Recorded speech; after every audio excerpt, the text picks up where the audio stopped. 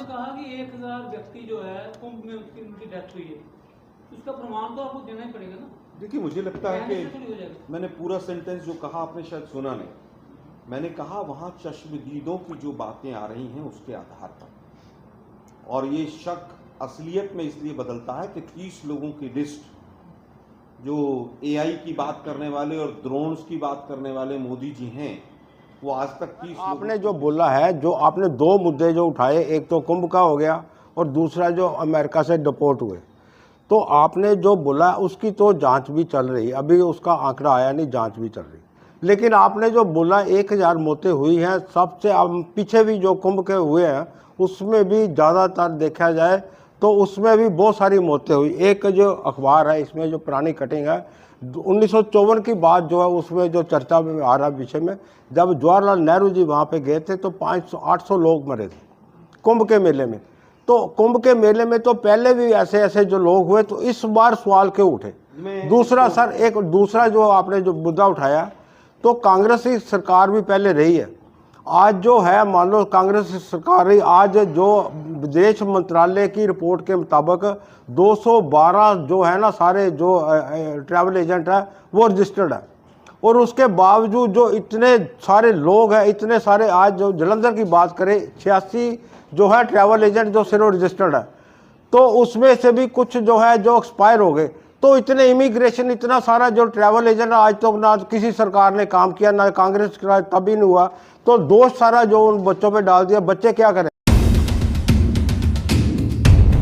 महाकुंभ में हुई भगदड़ से मौतें और अमेरिका द्वारा डिपोर्ट किए गए अवैध प्रवासी भारतीयों को पंजाब के अमृतसर हवाई अड्डे पर उतारने को लेकर ऑल इंडिया कांग्रेस कमेटी के राष्ट्रीय प्रवक्ता और सेक्रेटरी आलोक शर्मा तथा ऑल इंडिया कांग्रेस के सेक्रेटरी रविंदर दलवी द्वारा प्रेस कॉन्फ्रेंस करके महाकुंभ में भगदड़ से मरे लोगों के सरकार द्वारा आंकड़े छुपाने के आरोप लगाए गए, और नई दिल्ली रेलवे स्टेशन पर हुई मौतों को लेकर भी रेल मंत्रालय पर सवाल खड़े किए।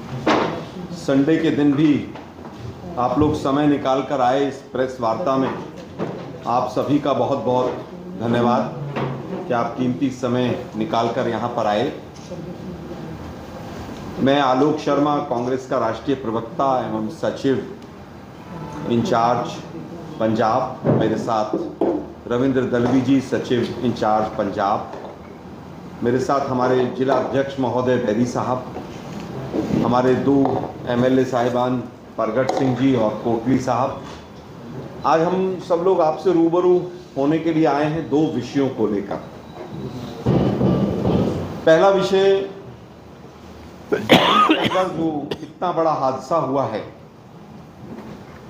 कुंभ जब से शुरू हुआ है या कुंभ की जब से तैयारियां शुरू हुई हैं, तब से बड़े बड़े वायदे किए गए कि 100 करोड़ लोग भी अगर स्नान करने के लिए आएंगे तो हम पूरे इंतजाम के साथ उसको मुकम्मल तरीके से इंतजाम देंगे। सभी ने स्वागत किया, पूरे देश ने, क्योंकि कुंभ 12 साल के बाद एक बार आता है। कुंभ को पूरी तरह से, कुछ एंगल ऐसे भी दिए गए जिसमें कहीं ना कहीं वोट और फोटो का भी महत्व हो। योगी जी और मोदी जी के फोटो पूरे हिंदुस्तान में लगाए गए, हमें उससे भी कोई आपत्ति नहीं।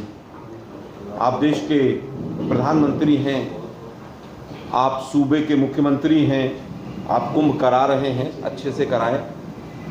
कांग्रेस पार्टी ने पहले भी कई सवाल उठाए थे कि जो व्यक्ति पिछली बार, जो अधिकारी कुंभ मेले का इंचार्ज था, जिसके ऊपर तमाम भ्रष्टाचार के आरोप लगे, उसी को इस बार कुंभ मेले का इंचार्ज या मेला अधिकारी बनाया गया।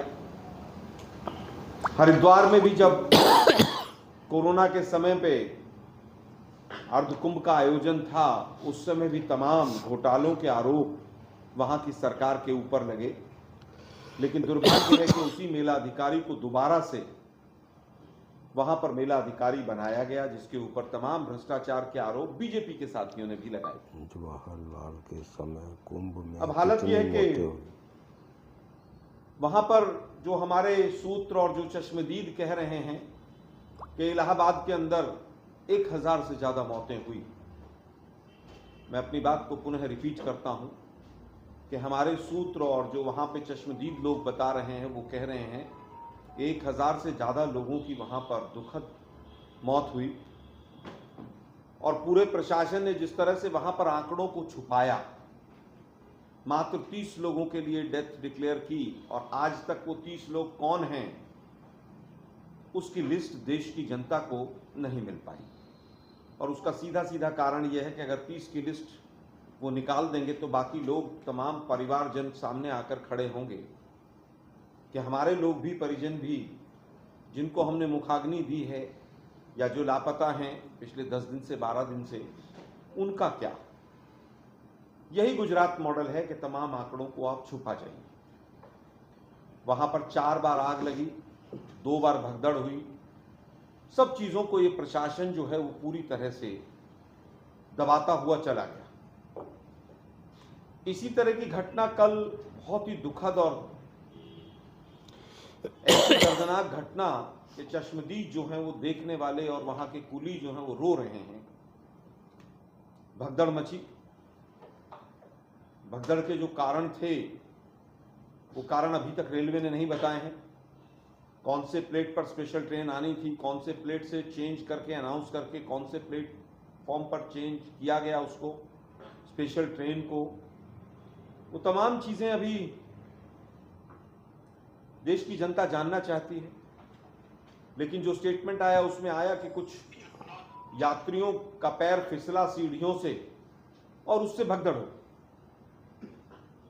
इतना दुर्भाग्यपूर्ण है कि अभी भी रेल विभाग इतने बड़े स्टैम्पेड जिसमें दर्जनों लोग मरे।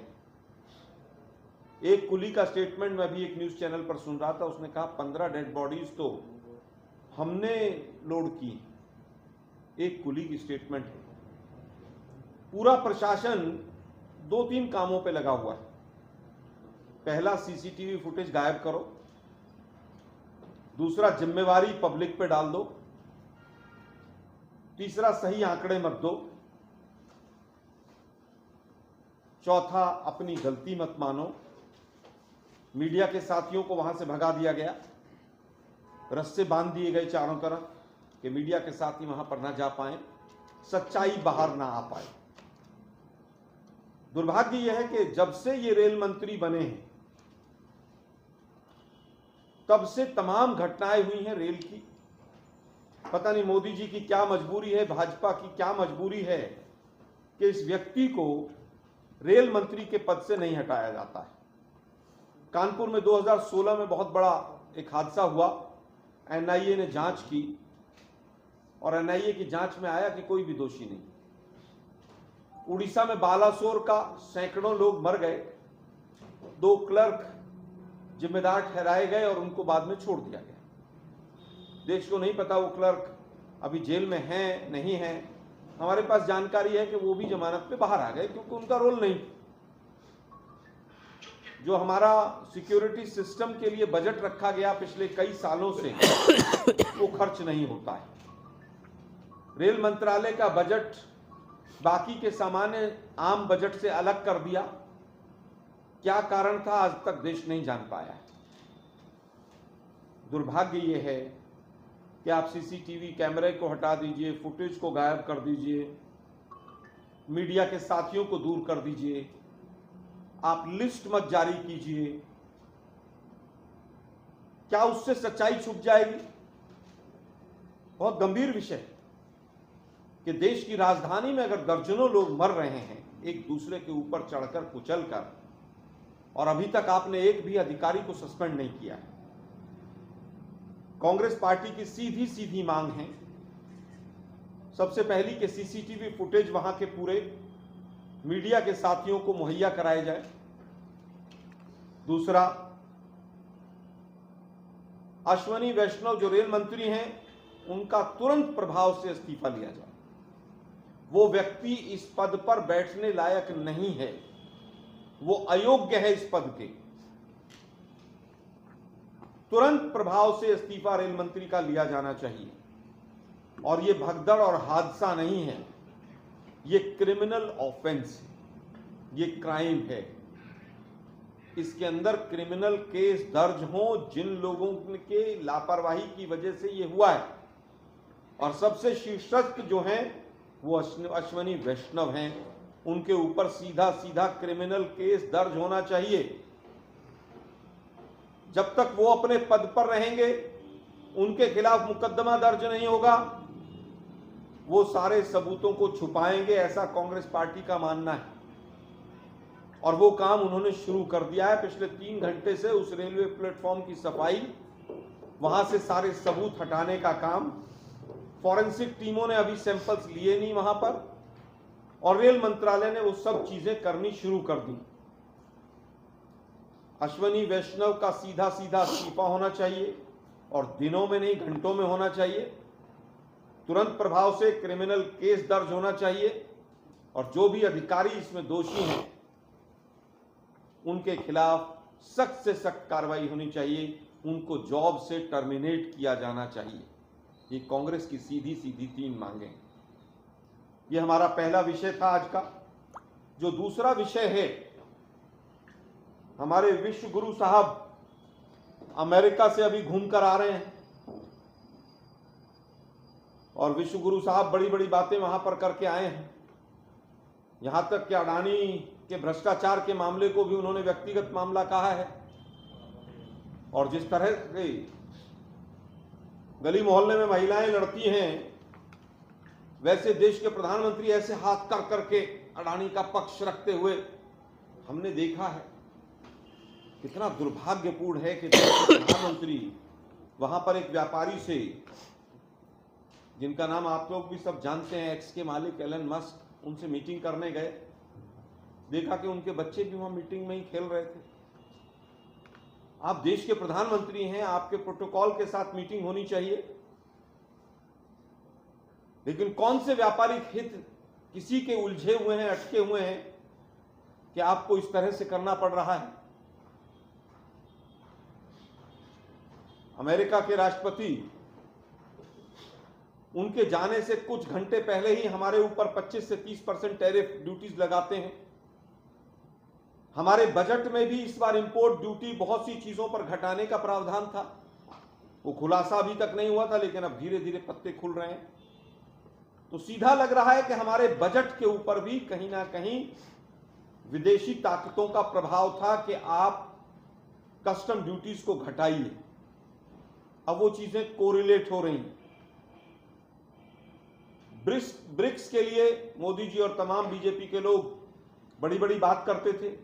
ब्रिक्स एक कुछ देशों का समूह है जिसके खिलाफ लगातार अमेरिका के राष्ट्रपति महोदय बोल रहे हैं।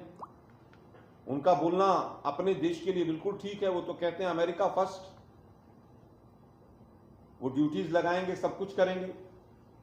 लेकिन जब हम ब्रिक्स के सदस्य हैं, आई जो है ब्रिक्स में वो इंडिया के नाम से है, और जब राष्ट्रपति महोदय इतनी कड़वी बात बोल रहे हैं ब्रिक्स के लिए, और हमारे प्रधानमंत्री महोदय विश्व गुरु साहब बिल्कुल चुप हैं, खामोश हैं,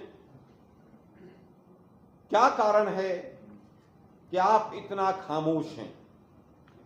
और इन सबसे जो बड़ी दुखद बात है वो ये है कि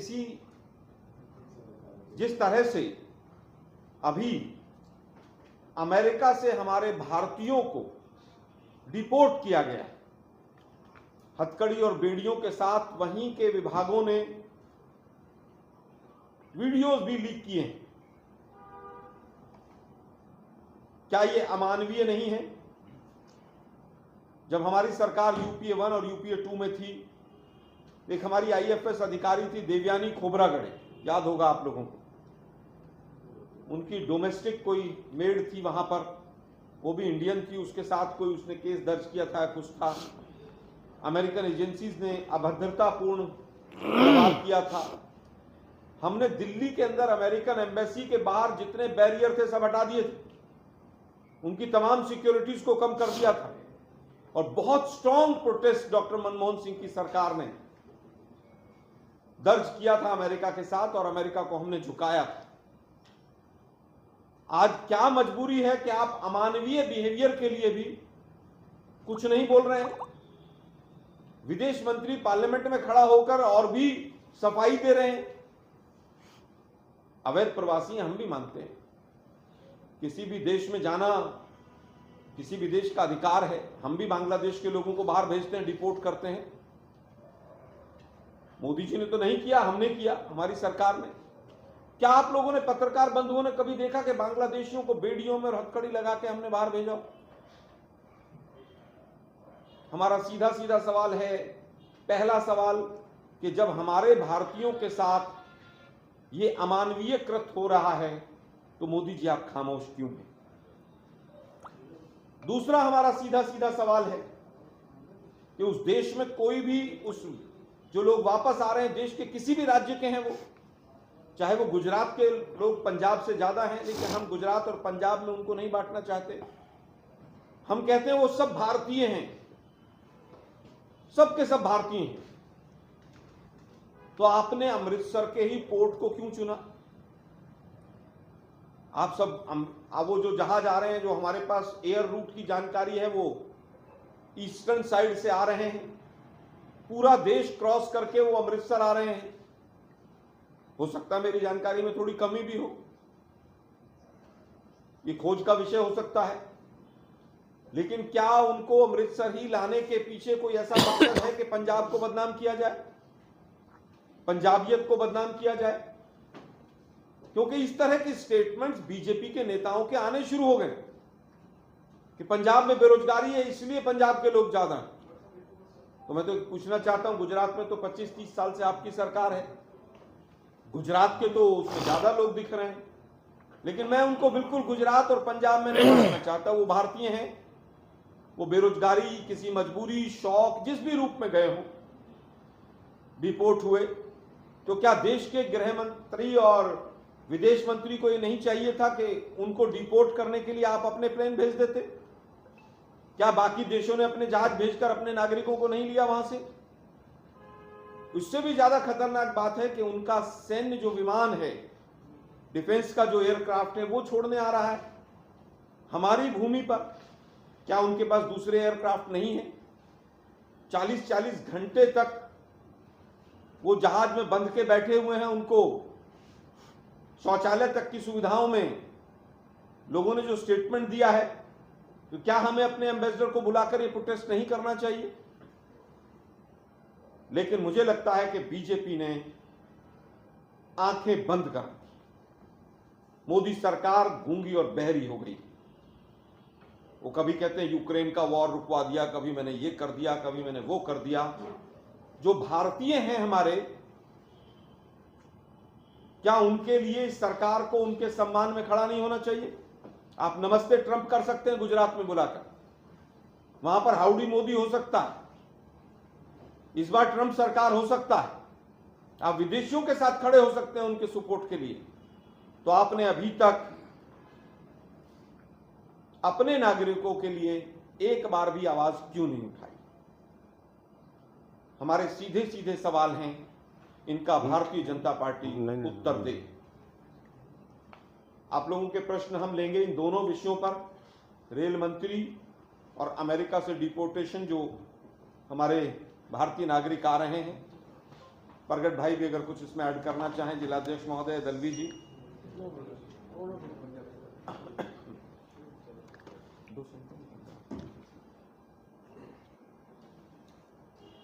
देखो, कल ਦਾ बड़ा ਸਾਡੇ ਰਵਨੀਤ ਬਿੱਟੂ ਜੀ ਜਿਹੜੇ ਰੇਲਵੇ ਮਿਨਿਸਟਰ ਵੀ ਹੈ MOS, ਕਿ ਪੰਜਾਬ ਦੇ ਵਿੱਚ ਆਮ ਆਦਮੀ ਪਾਰਟੀ ਨੂੰ ਠੀਕ ਹੈ ਕੋਸ ਰਿਹਾ ਕਿ ਹਾਂ ਵੀ ਸਾਡੇ ਕੋਲ ਇੰਪਲੋਇਮੈਂਟ ਨਹੀਂ ਹੈ, ਇਸ ਕਰਕੇ ਬਈ ਜਿਹੜਾ ਗੁਜਰਾਤ ਮਾਡਲ ਹੈ ਉਹਦੇ ਬਾਰੇ ਵੀ ਕਦੀ ਕੁਝ ਕਹਿ ਨਹੀਂ ਸੀ।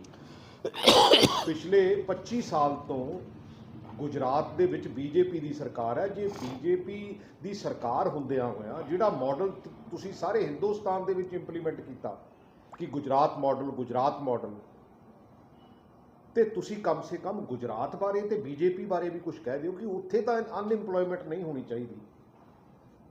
ਲੇਕਿਨ ਅਨਫੋਰਚੂਨੇਟਲੀ ਕਿਉਂਕਿ BJP ਦਾ ਪ੍ਰੋਪੇਗੈਂਡਾ ਕਿ ਪੰਜਾਬ ਨੂੰ ਇੱਕ ਨੈਗੇਟਿਵ ਪਬਲਿਸਿਟੀ ਦੇਣਾ, और आम आदमी पार्टी, मेरा ख्याल है कल भगवंत मान जी ने ਆਪਣਾ ਮਾੜਾ ਜਿਹਾ ਮੂੰਹ ਖੋਲਿਆ ਉਹ ਵੀ ਅਸੀਂ ਇਹਨਾਂ ਤੇ ਬਹੁਤਾ ਅਟੈਕ ਕੀਤਾ ਤੇ ਤਾਂ ਕਿਤੇ ਜਾ ਕੇ ਕਿਉਂਕਿ ਇਹਨਾਂ ਦਾ ਇੱਕ ਮੰਤਰੀ ਆ ਕੁਲਦੀਪ ਸਿੰਘ ਢਾਲੀਵਾਲ ਤੇ ਇਹ ਕੱਲ ਉੱਥੇ ਜਿਹੜੇ ਗਏ ਆ। ਅਦਰਵਾਈਜ਼ ਇਹਨਾਂ ਨੇ ਬਿਲਕੁਲ ਕਿਉਂਕਿ ਏਜੰਡਾ ਹੀ ਆਰਐਸਐਸ ਦਾ ਔਰ ਏਜੰਡਾ ਹੀ ਬੀਜੇਪੀ ਦਾ ਆਮ ਆਦਮੀ ਪਾਰਟੀ ਜਿਹੜੀ ਉਹ ਇੰਪਲੀਮੈਂਟ ਕਰ ਰਹੀ ਹੈ। ਔਰ ਮੇਰਾ ਰਵਨੀਤ ਬਿੱਟੂ ਨੂੰ ਹੈ ਕਿ ਤੁਸੀਂ ਪੰਜਾਬ ਦੀ ਗੱਲ ਤਾਂ ਜ਼ਰੂਰ ਕਰਦੇ ਹੋ ਲੇਕਿਨ ਕਦੀ ਗੁਜਰਾਤ ਦੀ ਗੱਲ ਕਰਨ ਦੀ ਜ਼ਰੂਰਤ ਵੀ ਕਰਿਆ ਕਰੋ ਨਾ। ਇੰਟਰਨਲ ਡੈਮੋਕ੍ਰੇਸੀ ਕਿਤੇ ਨਾ ਕਿਤੇ ਤਾਂ ਉਹਨੂੰ ਮੇਨਟੇਨ ਕਰੋ। Thank you very much. Sir Bittu ਜੀ ਨੇ ਇੱਕ ਗੱਲ ਕੀਤੀ, ਉਹਨਾਂ ਨੇ ਇਹ ਵੀ ਕਿਹਾ ਕਿ ਜਿਹੜੇ ਉਹ ਬੇਟਨ ਦੀ ਵੀਡੀਓ ਦੀ ਗੱਲ ਕਰ ਰਹੇ ਹੋ ਤੇ ਫਿਲਮ ਦਾ ਡਾਇਲੋਗ ਇਸ ਤਰੀਕੇ ਦੀ ਗੱਲ ਵੀ ਨਹੀਂ ਸੀਗੀ, ਉਹ ਵੀ ਉਹਨਾਂ ਨੇ ਗੱਲ ਕੀਤੀ ਉੱਥੇ। ਐਕਚੁਅਲੀ ਅਸਲੀ ਗੱਲ ਹੈ ਜਦੋਂ ਕਈ ਵਾਰੀ ਨਾ ਲੋਕ ਬੇਸ਼ਰਮ ਹੋ ਜਾਂਦੇ ਆ ਫਿਰ ਉਹਨਾਂ ਨੂੰ ਕੋਈ ਇਹਨਾਂ ਚੀਜ਼ਾਂ ਦਾ ਬਹੁਤਾ ਮੇਰਾ ਖਿਆਲ ਮਲਾਲ ਨਹੀਂ ਹੁੰਦਾ ਕਿਉਂਕਿ ਮੋਦੀ ਜੀ ਉੱਥੇ ਸੀਗੇ, ਬਿੱਟੂ ਜੀ ਇੱਥੇ ਸੀਗੇ ਤੇ ਏਜੰਡਾ ਕਲੀਅਰ ਹੈ। ਸੋ ਇਸ ਕਰਕੇ ਮੈਨੂੰ ਲੱਗਦਾ ਕਿ ਇਹਨਾਂ ਨੂੰ ਥੋੜ੍ਹੀ ਜਿਹੀ ਕਿਤੇ ਮਾੜੀ ਮੋਟੀ ਇਸ ਗੱਲ ਦੀ ਸ਼ਰਮ ਕਰਨੀ ਚਾਹੀਦੀ ਹੈ ਕਿ ਜਿਸ ਹਿਸਾਬ ਨਾਲ ਸਾਡੇ ਉਹ ਜਿਹੜੇ ਬੱਚੇ ਆ ਔਰ ਮੈਨੂੰ ਲੱਗਦਾ ਕਿ ਸਾਡੀਆਂ ਜਿੰਨੀ ਥਾਟ ਪ੍ਰੋਸੈਸ ਹੈਗੀ ਆ ਉਹਦੇ ਵਿੱਚ ਉਹਨਾਂ ਬੱਚਿਆਂ ਦਾ ਕਸੂਰ ਨਹੀਂ ਹੈ। ਉਹਦੇ ਨਾਲ ਵੀ ਸਾਨੂੰ ਕਿਤੇ ਨਾ ਕਿਤੇ ਉਹਨਾਂ ਨੂੰ ਰੀਹੈਬਿਟੇਟ ਕਰਨਾ ਚਾਹੀਦਾ ਔਰ ਕਿਤੇ ਨਾ ਕਿਤੇ ਸਾਨੂੰ ਸਰਕਾਰੀ ਤੌਰ ਤੇ ਜਿਹੜਾ ਆ ਉਹਨਾਂ ਨੂੰ ਸਪੋਰਟ ਕਰਕੇ ਕ੍ਰਾਈਮ ਇੱਕ ਹੈਗਾ ਲੇਕਿਨ ਕਿਹੜੇ ਹਾਲਾਤਾਂ ਦੇ ਵਿੱਚੋਂ ਬੱਚੇ ਗਏ ਹੈਗੇ ਆ, ਕਿਹੜੇ ਰਸਤਿਆਂ ਦੇ ਵਿੱਚੋਂ ਗਏ ਹੈਗੇ ਆ, ਮੈਨੂੰ ਲੱਗਦਾ ਕਿ ਉਹ ਤਾਂ ਹੀ ਉਹਨਾਂ ਦਾ ਕੌਨਫੀਡੈਂਸ ਬਣੂਗਾ। ਅਦਰਵਾਈਜ਼ ਉਹਨਾਂ ਦਾ ਕੌਨਫੀਡੈਂਸ ਨਹੀਂ ਬਣੂਗਾ ਕਿਉਂਕਿ ਇਹਨਾਂ ਨੇ ਤਾਂ ਪੁਲਿਸ ਰਾਜ ਬਣਾਤਾ, ਹਰ ਚੀਜ਼ ਪੁਲਿਸ ਰਾਜ ਦੇ ਮੁਤਾਬਕ ਇਹ ਚਲਾਉਂਦੇ ਆ। सर आपने कहा कि 1000 व्यक्ति जो है कुंभ में उनकी डेथ हुई है, उसका प्रमाण तो आपको देना ही पड़ेगा ना। देखिए मुझे लगता है कि मैंने पूरा सेंटेंस जो कहा आपने शायद सुना नहीं। मैंने कहा वहाँ चश्मदीदों की जो बातें आ रही हैं उसके आधार पर, और ये शक असलियत में इसलिए बदलता है कि 30 लोगों की लिस्ट जो AI की बात करने वाले और ड्रोन्स की बात करने वाले मोदी जी हैं वो आज तक 30 लोगों की लिस्ट नहीं ला पाए। और जिस तरह से ट्रकों में सामान और तमाम चीज़ें मृतकों की और लापताओं की वहाँ से लादी गई हैं उससे सीधा सीधा लगता है वहाँ पर आप जाके अनऑफिशियली बात करें आज मीडिया के तमाम लोगों को क्यों रोका गया। ये पुख्ता होती है बात 30 लोगों की लिस्ट अगर वो जारी कर देती बीजेपी तो मुझे लगता है कि ये सवाल नहीं आता। मैंने पूरा बात कश्मीरीदों की और तमाम लोगों की वहाँ पर जो बातचीत है उसके आधार पर ये आंकड़ा सामने है। अगर आंकड़ा गलत है तो सही आंकड़ा बीजेपी प्रस्तुत करे। सर आपने जो बोला है, जो आपने दो मुद्दे जो उठाए, एक तो कुंभ का हो गया और दूसरा जो अमेरिका से डिपोर्ट हुए, तो आपने जो बोला उसकी तो जांच भी चल रही, अभी उसका आंकड़ा आया नहीं, जांच भी चल रही। लेकिन आपने जो बोला 1000 मौतें हुई हैं, सबसे पीछे भी जो कुंभ के हुए हैं उसमें भी ज़्यादातर देखा जाए तो उसमें भी बहुत सारी मौतें हुई। एक जो अखबार है इसमें जो पुरानी कटिंग है 1954 की बात जो है उसमें जो चर्चा में आ रहा विषय में, जब जवाहरलाल नेहरू जी वहाँ पे गए थे तो 500-800 लोग मरे थे कुंभ के मेले में। तो कुंभ के मेले में तो पहले भी ऐसे ऐसे जो लोग हुए, तो इस बार सवाल क्यों उठे। दूसरा सर, एक दूसरा जो आपने जो मुद्दा उठाया, तो कांग्रेस की सरकार भी पहले रही है, आज जो है मान लो कांग्रेस सरकार ही, आज जो विदेश मंत्रालय की रिपोर्ट के मुताबिक 212 जो है ना सारे जो ट्रैवल एजेंट है वो रजिस्टर्ड है, और उसके बावजूद जो इतने सारे लोग हैं, इतने सारे, आज जो जलंधर की बात करें 86 जो है ट्रैवल एजेंट जो सिर्फ रजिस्टर्ड है, तो उसमें से भी कुछ जो है जो एक्सपायर हो गए। तो इतने इमिग्रेशन, इतना सारा जो ट्रैवल एजेंट आज तक ना किसी सरकार ने काम किया, ना कांग्रेस का तभी नहीं हुआ, तो दोष सारा जो उन बच्चों पे डाल दिया, बच्चे क्या करेंगे बोलो। नहीं, मैंने तो बच्चों को कोई दोष दिया ही नहीं। मैंने तो एक सेंटेंस उन लोगों के खिलाफ नहीं बोला है। पहली चीज मैंने कहा जिस भी हालात में गए, बेरोजगारी में गए, तंग होके गए या शौक से गए, मैंने तो ये कहा। बहुत लोगों को विदेश जाने का ये रहता है कि भाई मुझे विदेश जाना है, और वो किसी भी राज्य का हो, मैं तो उस पर बांट नहीं रहा। पहली चीज। दूसरी चीज, आपने पंडित नेहरू जी के बारे में कहा कि वो भी गए थे तो मौतें हुई थी। ये बीजेपी का बहुत गंदा प्रोपेगेंडा है, मशीनरी। सर ये सामने पुरानी कटिंग भी है, सामने रिकॉर्ड है सारा। ये अखबार की कटिंगें उनकी व्हाट्सएप यूनिवर्सिटी में बहुत तैयार होती हैं सुबह शाम तक। पंडित जवाहरलाल नेहरू किस डेट को गए थे, आप बता दीजिए मुझे। आपने तो पढ़ा है पूरा। सर हम तो रिकॉर्ड की बात कर रहे हैं, ये सामने रिकॉर्ड नहीं है ना, ये व्हाट्सएप यूनिवर्सिटी है। पंडित जवाहरलाल नेहरू 2 तारीख को गए और वो जो भगदड़ हुई वो 3 तारीख को हुई। पंडित जवाहरलाल नेहरू तो वापस आ गए थे और वो 3 फरवरी की बात है, 3 फरवरी। मैं वही कह रहा हूँ, एक दिन पहले पंडित नेहरू गए, भगदड़ अगले दिन हुई। और भगदड़ होने का कारण ये था कि किसी ने कहा कि नागा साधुओं ने लोगों के साथ कोई दिक्कत की। नागा साधुओं का उस दिन वहां पर स्नान था। नागा साधुओं को कहा कि नहीं, जनरल पब्लिक के लिए खोल दिया गया है। इस अफवाह की वजह से वहां पर कुछ भगदड़ हुई। पंडित जवाहरलाल नेहरू उसके कारण नहीं थे। नहीं उसका कारण है, मेरे कहने का मौतें तो हुई है ना, सवाल तो उठे है ना। फिर कहूंगा साहब, आज आपके पास रिकॉर्ड है 800 कुछ लोग मरे, मेरे पास नहीं है रिकॉर्ड। लोग कम मरे थे, वो भी दुखद था उस दिन भी। आज हुआ है वो भी दुखद है। लेकिन सरकार ने एक मिनट सर, सरकार ने आंकड़े कभी छुपाने का प्रयास नहीं किया। अगर किया हो तो मुझे बता दीजिए। इसकी तो जांच भी चल रही है। पंडित जवाहरलाल नेहरू जी के समय पर ऐसा हुआ तो मोदी जी को लाइसेंस मिल जाता है कि अब भी हो दुर्घटना तो कहीं भी हो सकती है। दुर्घटना जो है, दुर्घटना एक्सीडेंट कभी हो सकता है। ये धर्म का काम है, इसके लिए आपको थोड़ा कोऑपरेट करना चाहिए बजाय आपको क्रिटिसाइज करने के। ये सनातन धर्म का काम है, इसमें हुआ तो कोई जो दुर्घटना घटी है उसके लिए सभी को दुख है, सभी को उसमें है। उसमें बजाय आपको उसमें थोड़ा इसको अच्छे ढंग से जो आपको ऐसे बताने चाहिए कि सरकार को क्या करना चाहिए था जिससे ऐसी दुर्घटना ना हो। अभी 4 महीने पहले लगभग 350 के करीब लोग मरे थे, 137 लोग डिक्लेयर हुए थे। उत्तर प्रदेश के अंदर ही बाबा के प्रोग्राम में भगदड़ मची थी। हमने खूब आवाज उठाई मीडिया के माध्यम से, एक आदमी अरेस्ट नहीं हुआ उसमें। अभी 4-5 महीने पहले हाथरस में हुआ था। क्या सरकार को नहीं सीखना चाहिए? किसान आंदोलन हो तो आप राजनीति कर रहे हैं, किसानों को भड़का रहे हैं। चाइना घुस के बैठ जाए तो पत्रकार हमसे ही सवाल पूछते हैं, आप तो देश के बॉर्डर पर सवाल कर रहे हो। आज अगर सनातन के नाम पर यह कहा गया कि हजारों करोड़ रुपया टैक्स पेयर्स का खर्च हो रहा है, तो जान माल की जिम्मेदारी पाकिस्तान की तो है नहीं। विपक्ष सवाल भी नहीं पूछेगा क्या? सर इस पे तो योग सर इस पे 700 करोड़ से ज्यादा का खर्चा है सर। इस पे जो स्टेटमेंट भी आ गई है। होना चाहिए कि नहीं होना चाहिए सर इस पे मेरी सर यार, आप ये लोग सवाल तो 1 बाय 1 पूछ रहे हैं, मैं उत्तर दे रहा हूँ, मैं उत्तर दे रहा हूँ ना। वो मुझे फंसाना चाह रहे हैं, आप बचाना चाह रहे हैं। रुकिए, अरे वो चाह रहे हैं मैं सनातन के खिलाफ कुछ बोलूं, आप बोलने नहीं दे रहे मुझे। अच्छा सर, दिल्ली में एक मिनट प्रभु, हमने कभी नहीं कहा खर्च नहीं होना चाहिए, लेकिन अगर टैक्स पेयर्स का खर्चा हो रहा है तो जान माल की जिम्मेवारी सरकार। मेरा सीधा सीधा ये कहना है।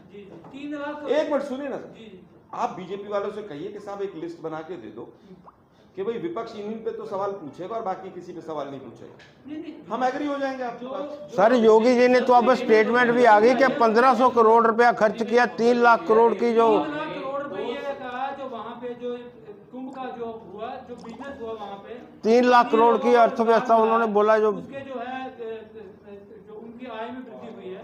अगर 10,000 करोड़ लगा के जो आप कह रहे हैं 7,000 करोड़ लगा 1500 करोड़ लगा, उन्होंने बोला 3 लाख करोड़ की उसमें जो। मैं 1500, 700, 1000 रुपए की बात ही नहीं कर रहा, मैं व्यापार की बात ही नहीं कर रहा। मैं तो कह रहा हूँ जान माल की जिम्मेदारी किसकी, आप ही बता दीजिए दोनों में। सर दिल्ली में जो किसकी है? वो तो जो बस इतना ही मैंने इतना ही। आप सरकार कहिए ना, ऑर्गेनाइजर को पाकिस्तान से तो आए नहीं, सरकार कहने में क्यों डर रहे हैं? हम तो कह रहे हैं आप कहिए सरकार की जिम्मेवारी जी। सर दिल्ली रेलवे स्टेशन में जो भगदड़ हुई है, काफी लोग मरे हैं, उसके लिए रेल विभाग ने 2 सदस्यीय कमेटी का गठन किया है। सीसीटीवी सुरक्षित रखने को भी कहा गया। लग रहा है इस निष्पक्ष जांच हो पाएगी, एक्शन लिया जाएगा। अभी 3 दिन पहले पुलवामा घटना की बरसी थी। दोनों पत्रकार महोदय मेरे से सवाल पूछ रहे हैं कि साहब वो तो ऐसा है। मैं इन दोनों से सवाल पूछ लेता हूं, पुलवामा में आरडीएक्स कहां से आया था? आप दोनों मुझे बता दीजिए। एक मिनट साहब, एक मिनट। उसमें तो एनआईए जांच कर रही थी, यहाँ तो 2 सदस्य हैं। मैं दोनों को कोरिलेट कर रहा हूं। ये सरकार केवल जांच के नाम पर लीपापोती करती है। कई दर्जन एसआईटी बन चुकी है उत्तर प्रदेश में, एक एसआईटी का रिजल्ट नहीं पता हमें। अगर आप लोगों को पता हो तो मुझे बता दीजिए। दिल्ली वाले मैटर में भी मेरे साथी कुछ नहीं होगा। मैंने 2 एग्जाम्पल लिए आपको। कानपुर का एग्जाम्पल लिया 2016 का, एनआईए जांच कर रही थी, 1 साल में कोई दोषी नहीं मिला। बालासोर में 300 से ज्यादा मौतें हुई, वहां भी खूब जांचें हुई। प्रधानमंत्री मोदी गए वहां पर, मोदी मोदी के नारे भी लगे, रील मंत्री ने तो उस पे बाइक पे बैठ के भी रील बनवाई अपनी, जांच तो वहां भी हुई होगी। मैंने पूरा हवाला दिया कि 2 लोग, कोई क्लर्क टाइप लोग, लोअर अधिकारी जो थे उनको अरेस्ट किया, और जहां तक मेरी जिम्मेवारी है वो भी दोनों छूट गए। 300 लोग मरते हैं, कोई जिम्मेवार नहीं। 300 लोग भगदड़ में बसते हैं यूपी में, कोई जिम्मेदार नहीं। सवाल मत पूछो इनसे। बहुत बहुत धन्यवाद।